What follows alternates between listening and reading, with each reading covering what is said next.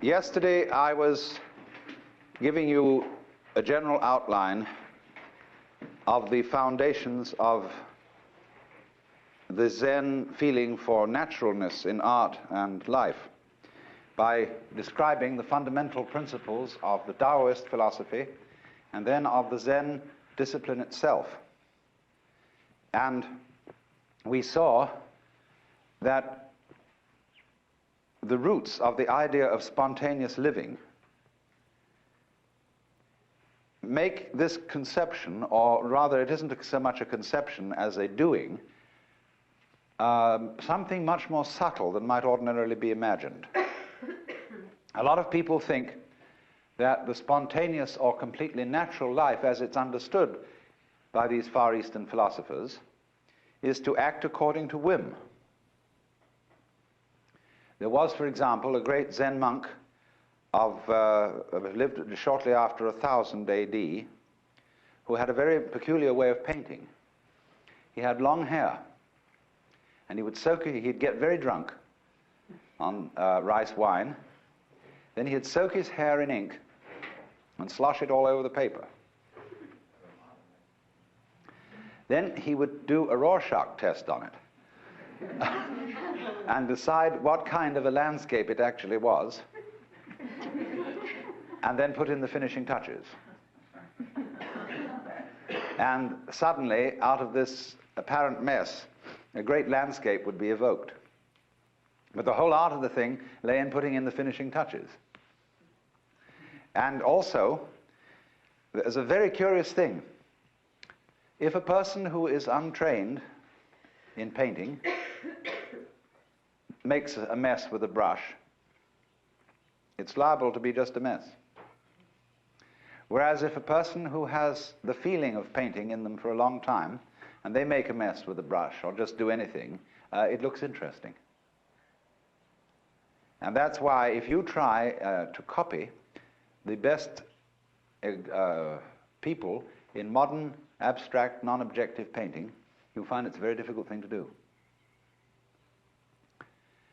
Because there is more to spontaneity than caprice and disorder.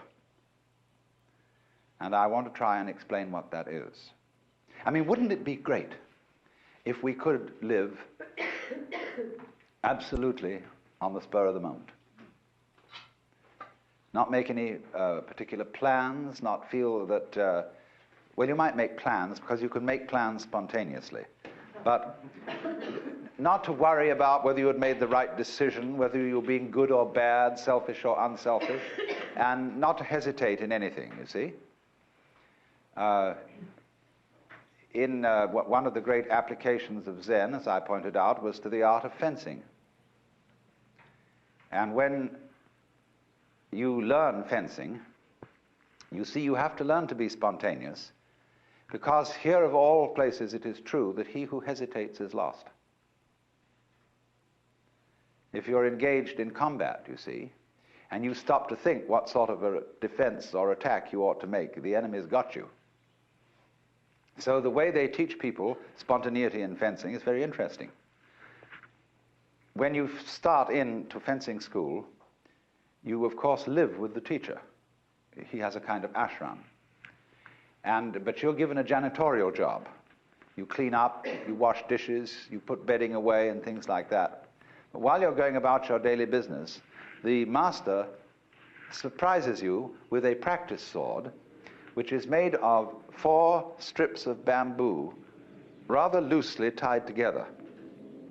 And he hits you with this, surprisingly and suddenly, from nowhere. And you are expected to defend yourself with anything available, with the bedding, with the broom, with the pots and pans, with just anything, defend. But the poor student never knows when the attack is coming, or what direction it's coming from, and he begins to get tense. And he begins to go around everywhere on the sort of alert, you see, watching which direction it's coming from. And as he goes down a certain passage, feeling that the master is probably lurking around that corner, and he's all set to go for him, that he gets that practice sword, he suddenly gets hit from behind. So eventually, he gives up. There's absolutely no way of preparing for the attack. And so he just wanders around feeling, well, if it hits, it's going to hit. It's all. And then he's ready to begin fencing. Because if you prepare for an attack from a specific direction, and it comes from some other direction, you have to withdraw from the direction in which you had expected it and send your energy in another direction, and that takes time. So what you do is, you go around with a mind of no expectation. That is called mushin, or munen. This is a very important Zen expression. Mushin, it almost means an empty mind. This mu, no.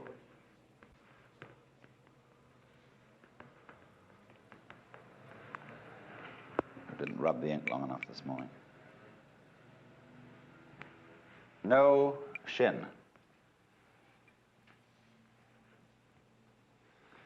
You could also call it no heart, because the character shin means both heart and mind, but it isn't quite the same as our word heartless, as we use it, and it isn't the same as the word mindless as we use it, meaning stupid.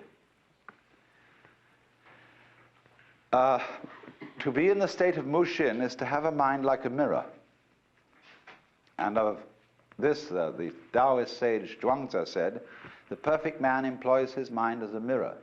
It grasps nothing, it refuses nothing, it receives but does not keep. And when anything comes in front of the mirror, it reflects it instantly. The mirror doesn't wait to reflect it. They also say, when the moon rises, all bodies of water instantly reflect the moon. I mean, they don't bother with physics about the speed of light or anything like that. That's irrelevant. Or they say when you clap your hands, the sound issues immediately. It doesn't stop to consider whether it will issue. And so sparks from the flint, when it's struck, they issue instantly. But to do this, you can't try to be quick. See, if a Zen master corners you with a funny situation, and he puts you in a quandary, expecting spontaneous action from you, don't try to hurry. I know I've watched Suzuki wait a whole minute before answering, but he doesn't hesitate. He's not at all embarrassed by this wait. And he can answer with silence just as well as with a formal response. The point is, do something. When two young Americans wanted to study Zen, they were taken by a Japanese monk to interview the master and act as interpreter. And one of them had had some practice, he knew a bit about it. And so after they had had tea together and just discussed formalities, the master said in a very easy way, well, what do you gentlemen know about Zen? And one of these students threw his fan, which he hadn't unfolded, the fan was still folded up, he threw it straight at the master's face. The master slightly moved to one side, and the fan went and went right through the paper wall. And the master laughed like a child. That's the sort of game they get in. Once a master was going around through the forest with a group of students, and he picked up a tree branch. Just as one might pick up a tree branch, and suddenly he turned to one of his students and said, what is it? And he hesitated, so he hit him with the branch. And so another student was there, and he turned to him quickly. He said, what is it? He said, give it to me, I want to see it. I'll tell you. So the master tossed the branch to him, and he took it and hit the master.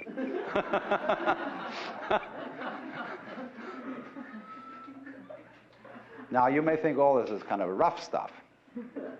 But let me give you another story, which is on a rather different level.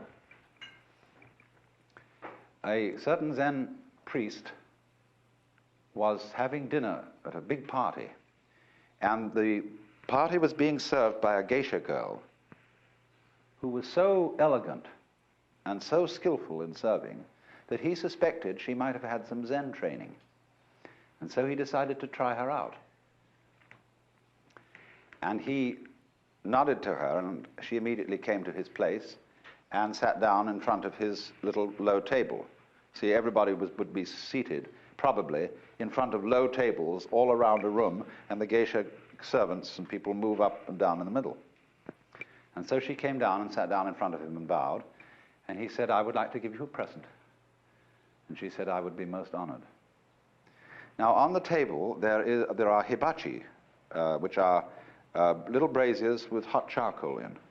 And you move the charcoal around with iron chopsticks. He took a piece of charcoal out in iron chopsticks and offered it to her. She had long, long sleeves on her kimono, and what she did was this. She wound them all around her hands and took the charcoal. Immediately got up and went to the kitchen, disposed of the charcoal, changed her robe, which had holes burned almost all the way through the sleeves, and came back. And she sat down in front of the master and bowed.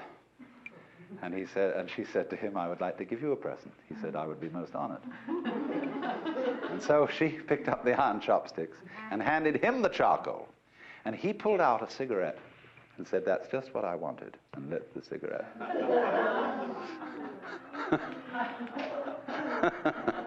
Now, here's the lesson. The master's spontaneity and being ready for that situation was the kind of quick thinking that a good comedian has, who, in a completely unprepared way, can make all sorts of jokes and turn any situation into a jest of some kind. There are all sorts of people who do that. People who are experts in kind of like Dorothy Parker, in that sort of repartee. But here it's been developed in a very fundamental way and to a very high degree.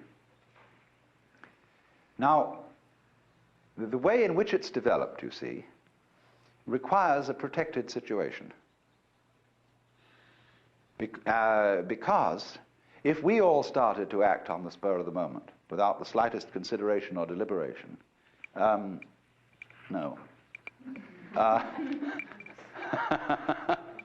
No, come on. Come on, kitty. Shoo. Okay, you come with me now. And, oh, all right. If we all started to act on pure whim, everybody would think we were crazy. And people would avoid us and call the police and things like that. But what they do is this. They start you doing this in the context of a disciplined situation where there are very rigid rules for most of the time, but there are certain instances at which all those rules go hang. And you're in a community which understands the game. Because the point is this, when you start acting spontaneously, you're not used to doing it, and therefore your responses are unintelligent and inappropriate. But when you become used to doing this, and when it becomes second nature to you to act in the state of mushin, of no mind, or no deliberation, then your behavior has matured. And you find that you're accustomed to respond quite appropriately, as the Zen master did in lighting his cigarette from the charcoal. So also in learning the art of swordsmanship, when he has given up defending himself, and okay, kitty. When he's given up defending himself and preparing his mind for attack, then he's got a mirror mind. And this is also likened to a vessel of water, like a wooden barrel. When you make a hole in the barrel, the water instantly flows out of the hole, because the water is always available to come out. It doesn't have to choose. And so you could also say that mushin is what Krishnamurti calls choicelessness. And because you see, choice in this sense is not quite the same thing as decision. Choice means dithering. You know, there are some people who, before they start to write something down, they wiggle their pens a little. The pen dithers over the paper, and then they start to write. And so in the same way, a lot of people constantly in the life situation, they dither, because that dithering is anxiety. To be or not to be, that is the question. Well, there is no question about to be or not to be. See, because to be and not to be go together, as we saw. They arise mutually. And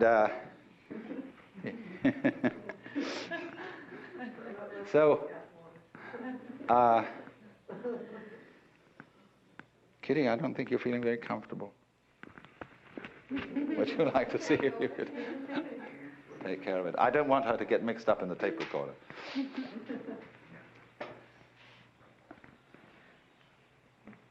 So then, in the situation of the Zen community, safeguards are set up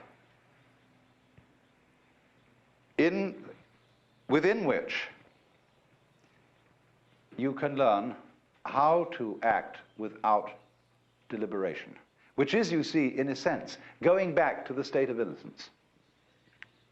Now, it doesn't mean that you give up thinking.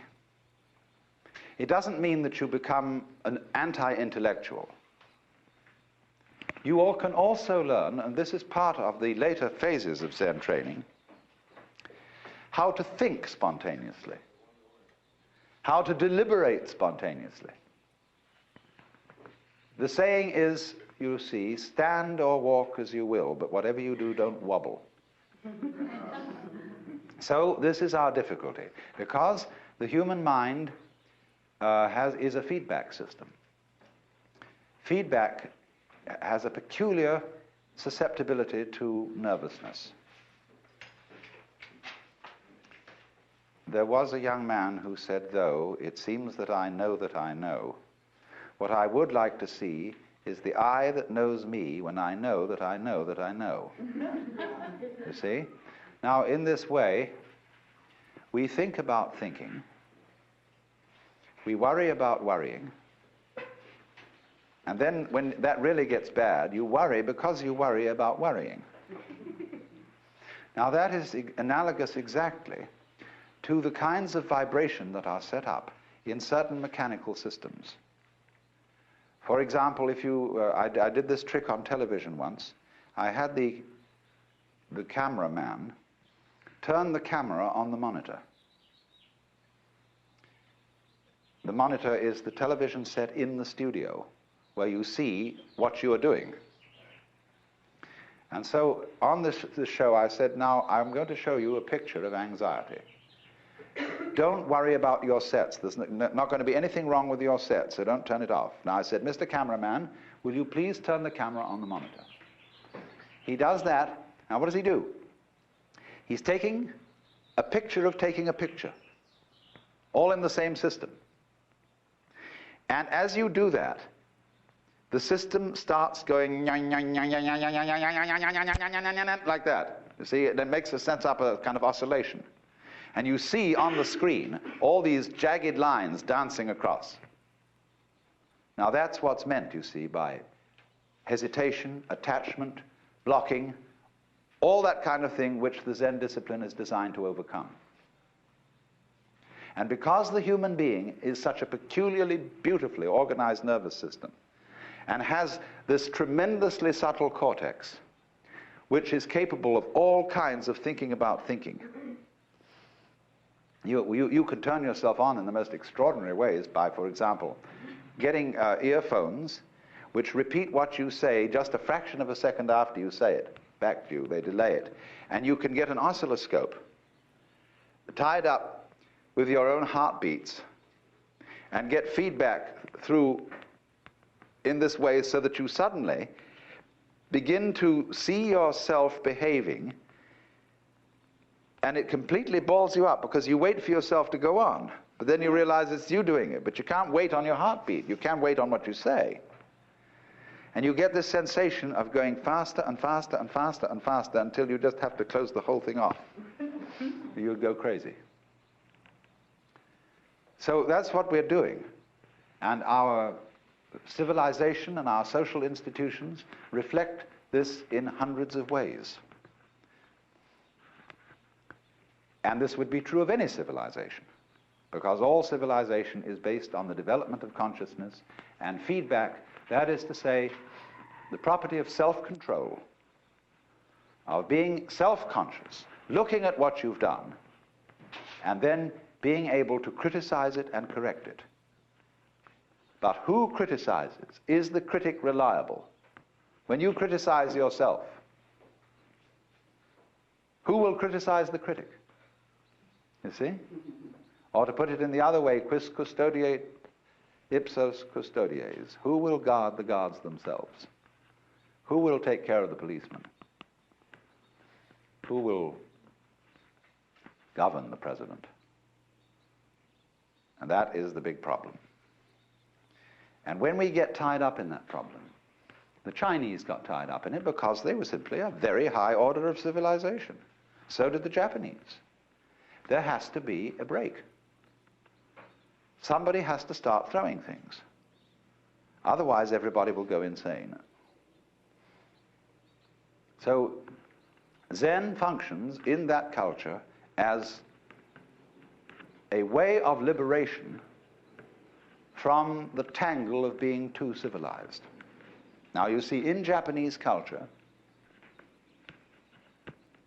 people are tremendously concerned with propriety, with good manners, and with keeping up with the Joneses.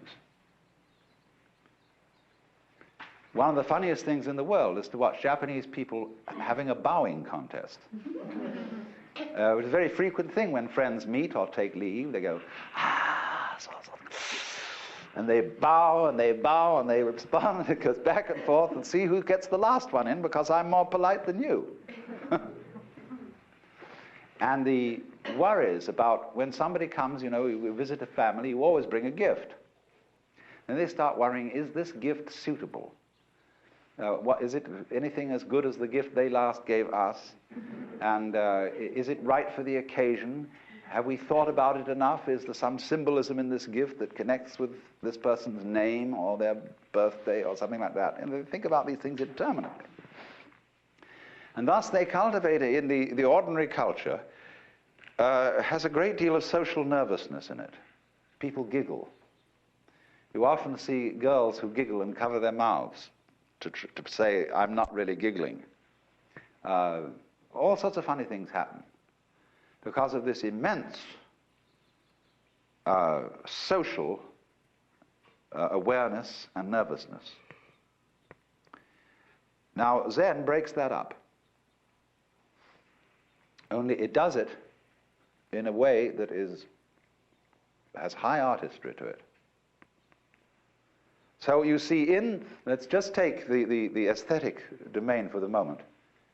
And you remember I was discussing yesterday one tea bowl. And you remember, too, that in the whole history of ceramics, the Chinese developed some of the most elegant work imaginable.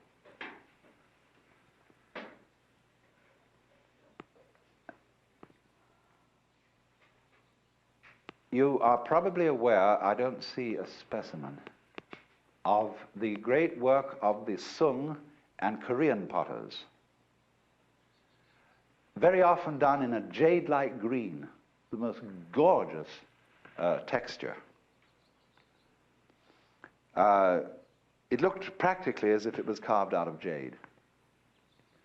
Well, that led on, you see, to the high techniques of the Ming Dynasty, with translucent porcelain, white clay, the most subtle designs of all. And that style went also to Japan. And the very, very rich people you read about in, say, books like The Tale of Genji, and you see in a film, and you must see it, Chushingura, the story of the 47 Ronin. The lovely things they had around their houses were unbelievable. The lacquer, the boxes in pure gold, and it was delicious stuff. But then it was just like having too much eclairs and ice cream and filet mignon and cooked à la carême, that French cook who made everything look like an oriental palace. And now what happened? The people who practiced Zen suddenly got an eye for the beauty of the ordinary. There were two reasons for this. One was that they became fascinated with what happened spontaneously, what pattern a brush would make when handled roughly and the hairlines were shown. They also, because they practiced Zazen, which is sitting quietly, not thinking of anything special, but having a completely open mind, that puts you into a state where you get much better eyes and ears than you ordinarily have. And you start really seeing things. So you know that famous haiku poem, "The old pond, a frog jumps in, plop." In Japanese, that plop is mizo no otto, sound of the water. And there's another poem just like it. "In the dark forest, a berry drops, the sound of the water."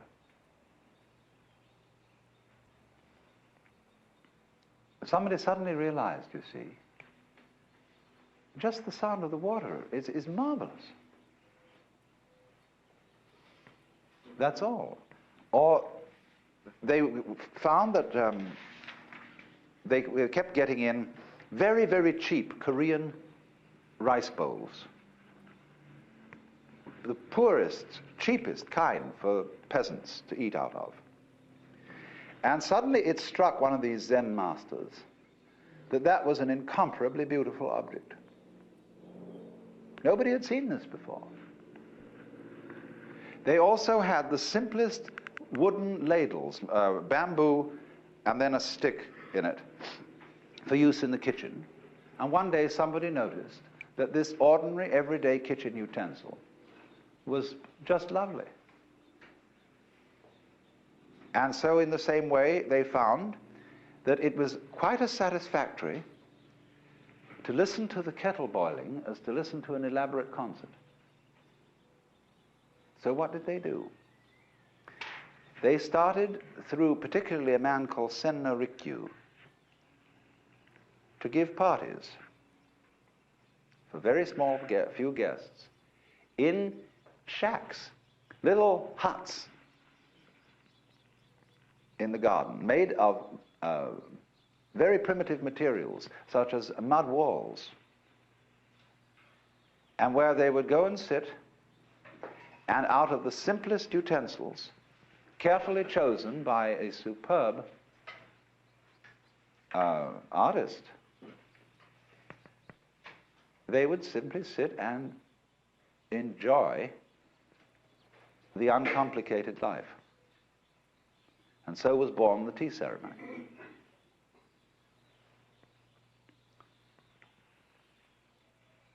Now look at that, you see, in the historical context. That's terribly important. It was a going back to the primitive after people were sick of too much civilization. And yet, it was going on to the primitive rather than back. Because the people who selected all those things,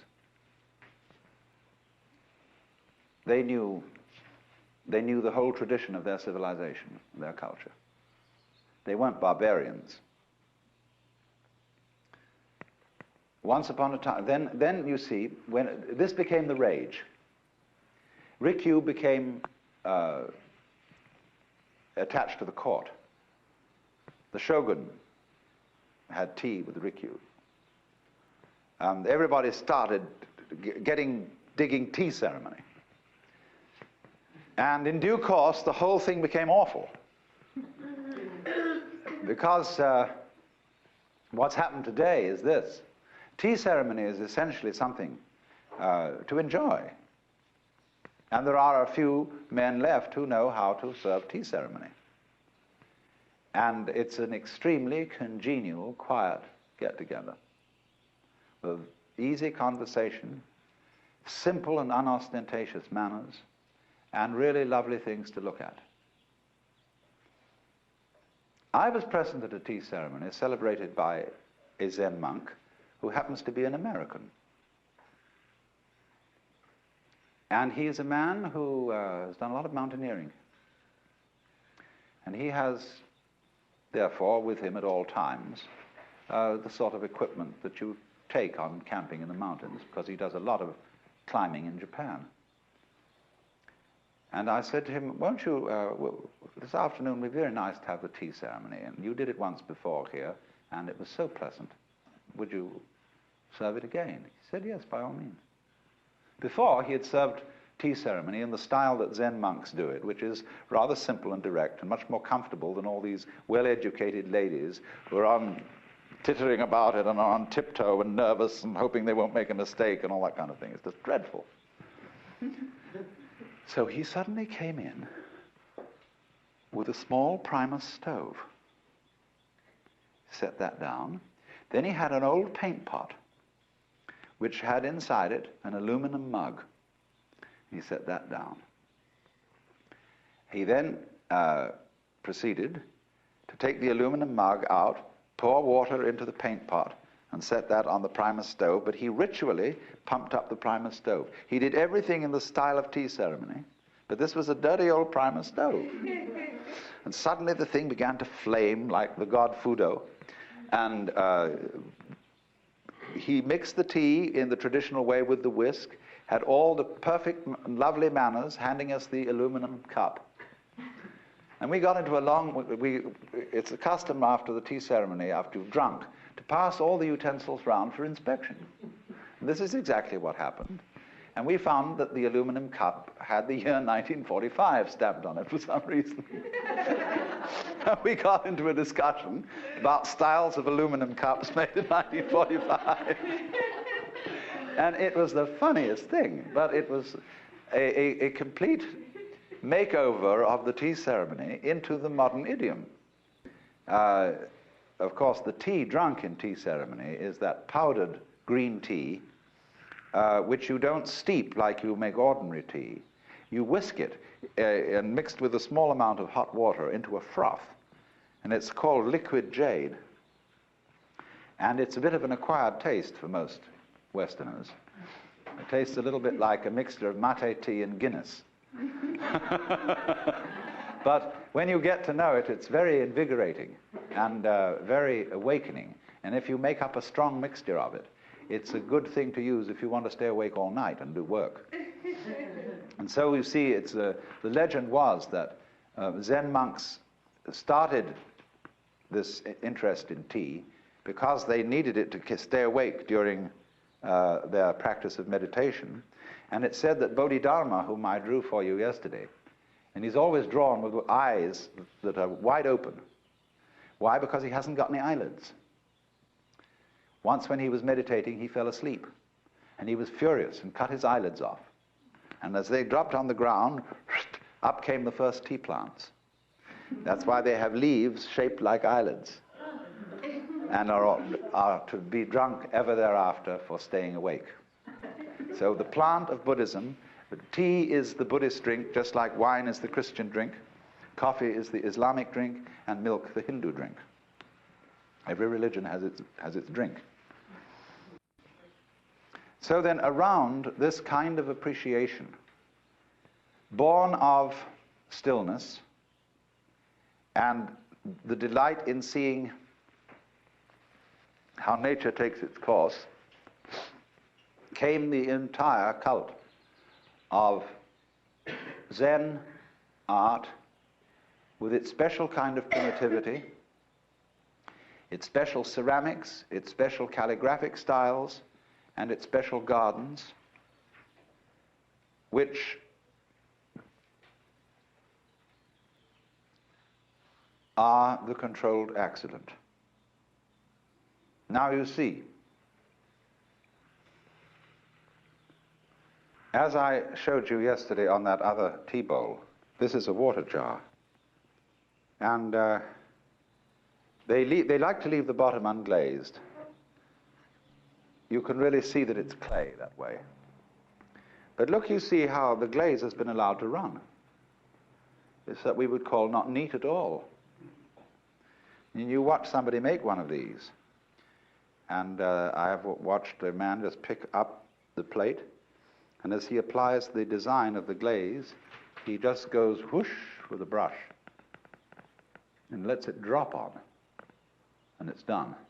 There's another man who glazes by wood smoke, and in his kiln he may put about 1,100 pieces, and he wraps them in straw. And wherever the straw touches, it leaves a splash of orange color against a purple background. Now, you see, the straw arranges itself according to the nature of straw. It doesn't follow strict human direction. And the fascination is when they open up that kiln and bring the things out, they look eagerly to see what has the straw done. So this principle of letting glaze run to see what will happen is Wu Wei. This is non-interference. This is Mu Xin also. No purpose, or it can also be translated, no specific intent. And now, of course, you see, sometimes this doesn't work. And the master picks it up and says, that's not very interesting, and rejects it. What are the canons of taste which decide whether he will accept one of these accidents or reject it? Because here an additional principle of control enters. See, say in the practice of calligraphy, a man may sit down with a huge pile of paper in front of him and do piece after piece after piece, and if it isn't just right, he throws it away. So he eventually makes a selection that comes out.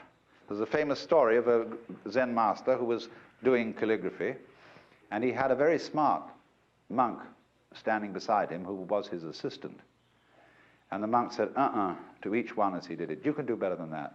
Oh, no, come now. You know much better than that.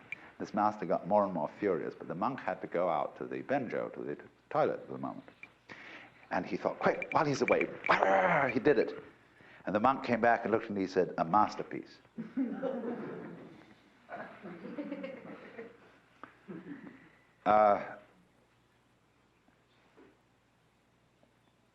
So there's this element of selection, you see. Now, what determines this? How do you know? Or another example of this, there was a tea caddy, porcelain tea caddy, not porcelain, but clay. And when Senno Rikyu was having tea ceremony, he saw this tea caddy and made no comment on it. And the owner was so disappointed that he smashed it. But one of his friends picked the broken pieces out of the trash can and took them to a mender. He said, look, mend this with gold. And he put therefore gold cement and put this caddy back together, and so it had all over its surface spidery lines of gold. And when Rikyu saw that, he was just enchanted, and it became one of the most valuable tea caddies in the Japanese collections. Spidery lines of gold following just the apparently chance marks of a smash. There was a competition at the Art Institute in the University of Chicago in which it was a sculpture class, and the competition was that each student was given a cubic foot of plaster of Paris. And they said, now do something with it. Well, the prize was won by a woman who looked at this cube and said, it has no character, it doesn't want to be anything. So she flung it on the floor and smashed it all up. I mean, she made dents in it and banged off the corners and put cracks in it and things. Then she looked at it again. She said, now I know what it wants to be. And so she followed the grain in it, as it were, made by all these cracks, and produced this marvelous piece of sculpture. You have in this area a very ingenious sculptor by the name of Donald Hord, who is a master at following the grain in wood and actually making the grain. The grain seems to suggest to him the muscles and the flow of the kind of body that he's making. Well, that's the thing. So when a master decides whether the accident came off, what he wants is this.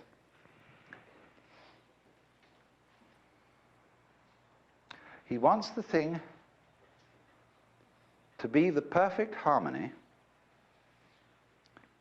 of man and nature, of order and randomness.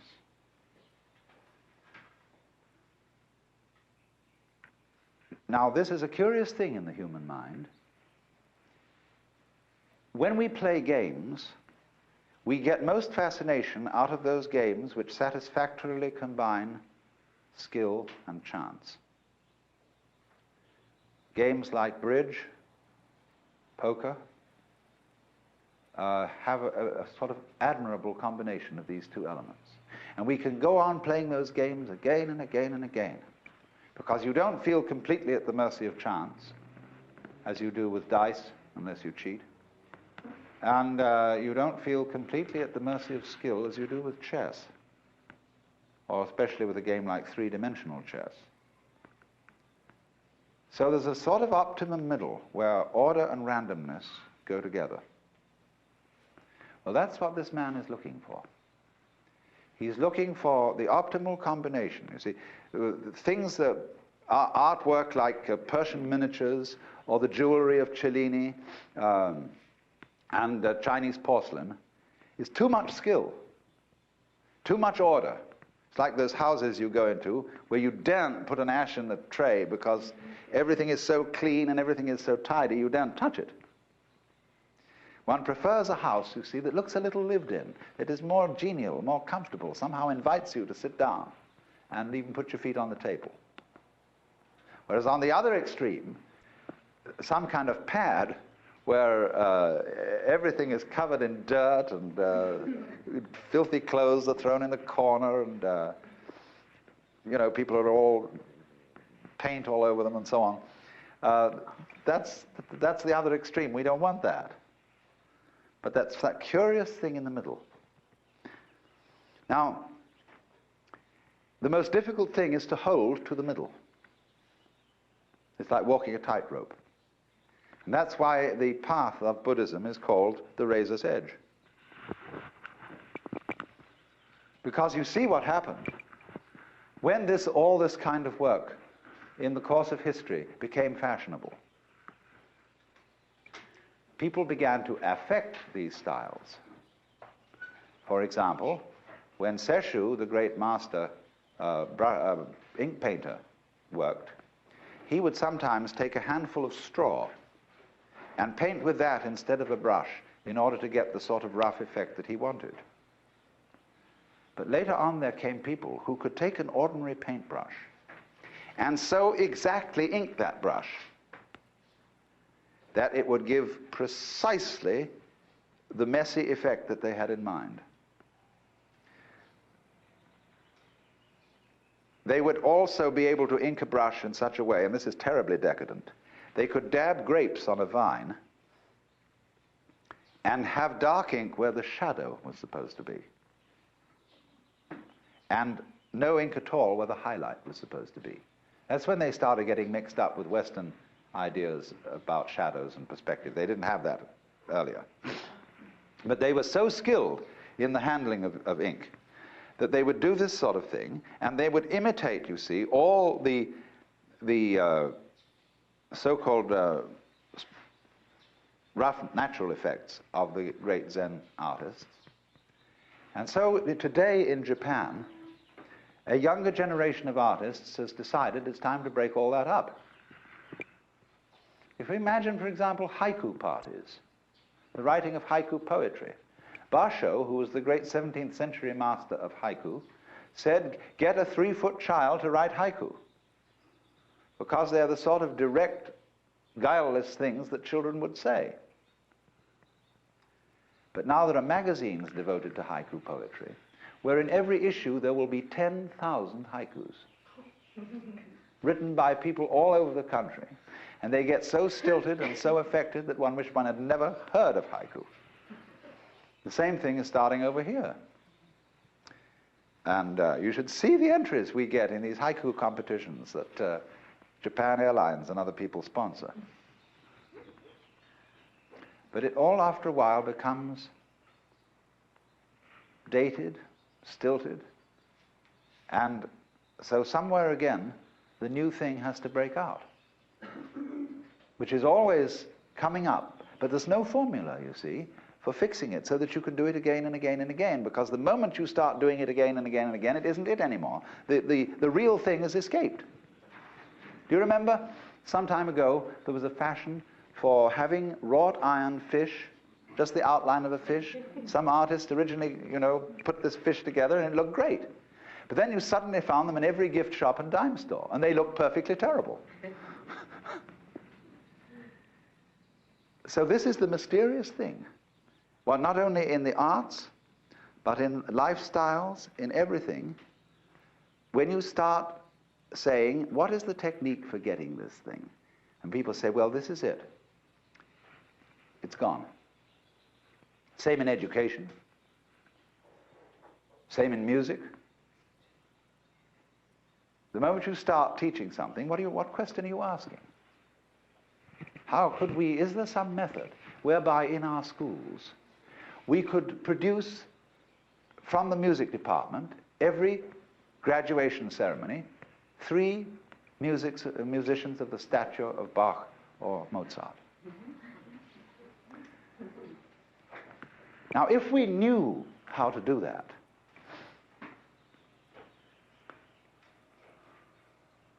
that knowledge would prevent us from being surprised by the work of these people, because we would know how it's done. And when you know how something is done, it doesn't surprise you. That's why there's a Zen poem which says, if you ask where the flowers come from, even the god of spring doesn't know. Certainly the god of spring would be supposed to know where the flowers come from. But the truth of the matter is he doesn't. And so in the same way, if you ask the Lord God, how do you create the universe? He said, I have no special method.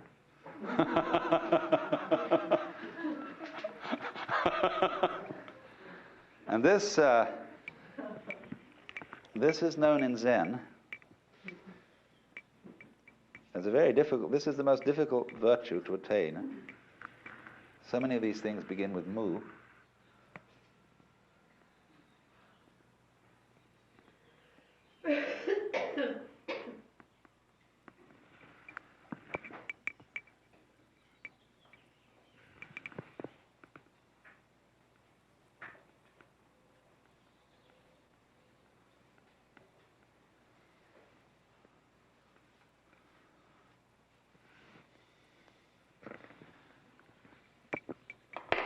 Buji.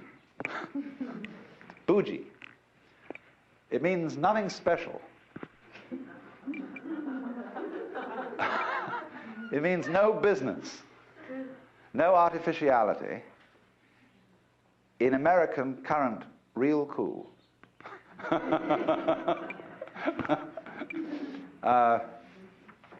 So, Buji is where something doesn't stand out like a sore thumb.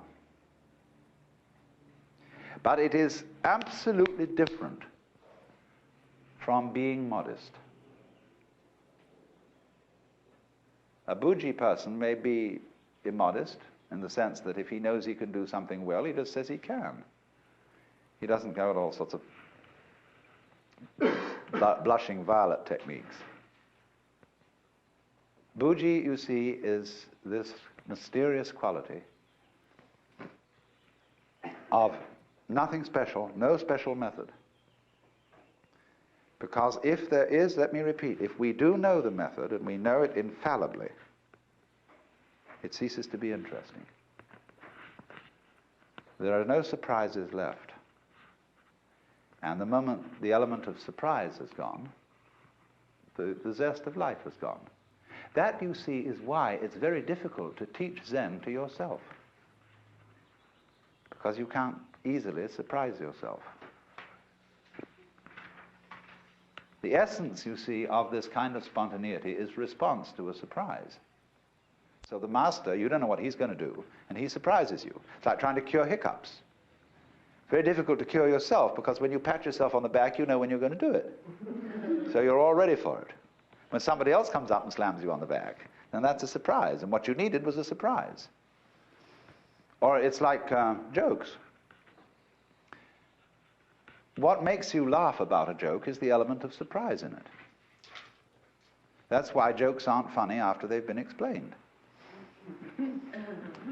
So in the same way, all these Zen stories, if explained, have no effect. They're intended to produce what I would call metaphysical laughter.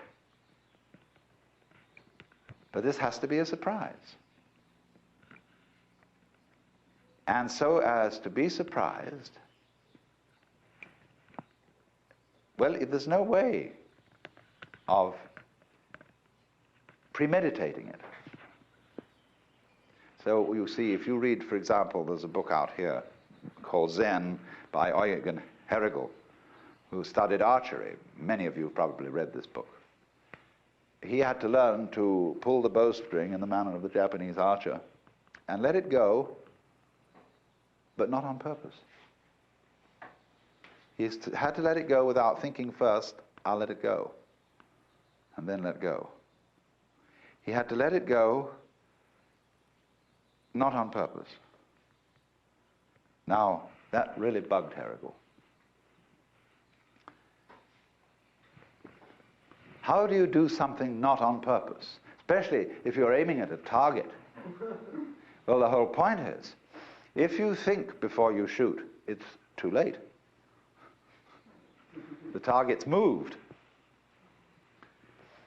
That's why we have a thing like beginner's luck. You see, if you simply point at something like that, if your finger was a gun, I would probably have hit the light switch.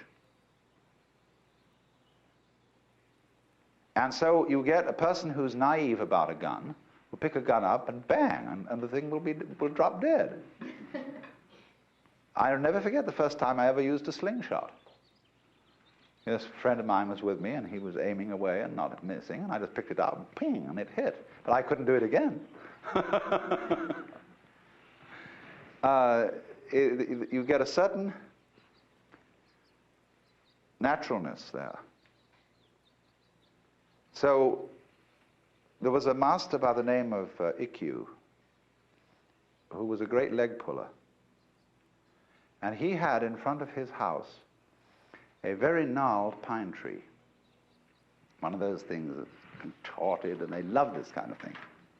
And he put a notice up by it. It said, I, Ikkyu, will pay 100 yen, which was a fair amount of money in those days, to anyone who can see this tree straight. Well, soon, there was a whole crowd of people around that tree, lying on the ground and twisting their necks and looking at it from all sorts of angles. And there was absolutely no way of seeing the tree with a straight trunk. But Ikkyu had a friend who was a priest of another sect. And a smart boy went over to see this friend and said, what about this Mr. Ikkyu's tree? Oh, said the other priest, it's perfectly simple. He said, you go and tell him the answer to seeing the tree straight is to look straight at it. So this man went over to Ikkyu and said, I claim the reward. He said, you look straight at it. And Ikkyu looked at him in a funny way and said, He forked out the 100 yen and gave it to him and said, I think you've been talking to Roseanne down the street.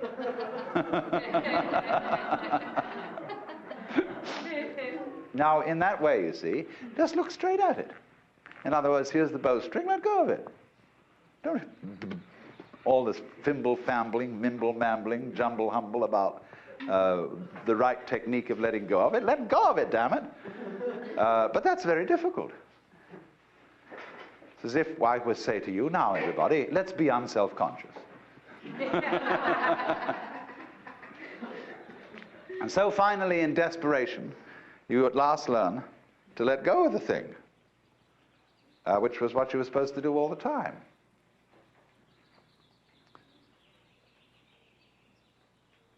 And then one is, as again, as a child. This is original innocence. So this is the meaning of the person who was asked, what do you do here in this Zen institution? He said, we eat when hungry and we sleep when tired. Well, he said, that's being just like everybody else. They all do that. He said, they do not.